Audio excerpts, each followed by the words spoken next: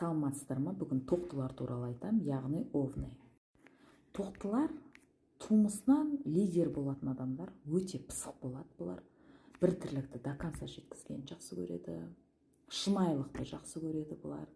Решение тез қабылдайды и всегда решениені өзі қабылдайды. Біреудің араласып, мынау сенікі дұрыс емес, үйт дегенді жақтырмайды олар.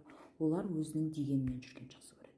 Сөз көтере алмайтын мінездері бар, сондықтан көбінесе тоқтылар өздеріне жұмыс жасайды. Яғни көбінесе бизнесте деген сияқты, немесе біреудің қолында жұмыс істесе де бастығы андай мінезі жайлы адамдармен жұмыс істеген жақсы көреді. Мақтаншақтықтары бар бойларында. Сосын ешнәрседен қорықпайды, рискованный тірліктерді жақсы көреді. Тоқтылар біреуді жақсы көрсе, поступкасымен жақсы көрген полностью көрсетеді, прямо романтик болып кетеді.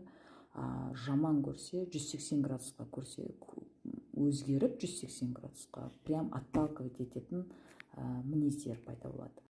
Тоқтылармен семья құрсаңыздар, бұлармен айтысып ешқашан жеңе алмайсыздар.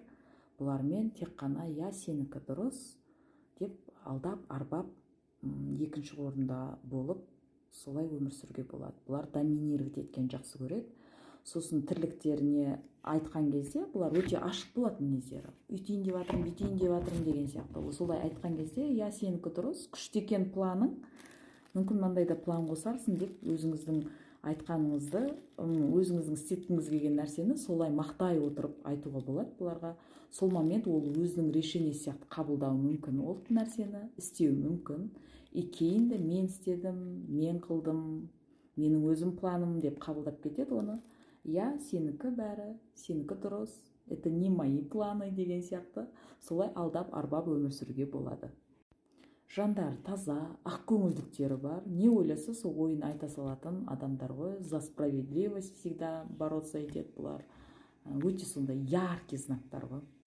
Яғни яркий, вспыльчивый знактар ғой.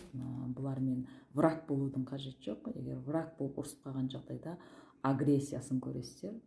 Айтып отырмын ғой, вся эмоция в поступках и на лице ғой, короче. Тоқтылар сосын өте қызғаншақ болады. Сондықтан тоқтылармен семья құрған кезде сіздер екінші орында болу керексіздер. Олар всегда доминировать етеді, олар всегда бірінші орында болады, а сіз екінші орында боласыз.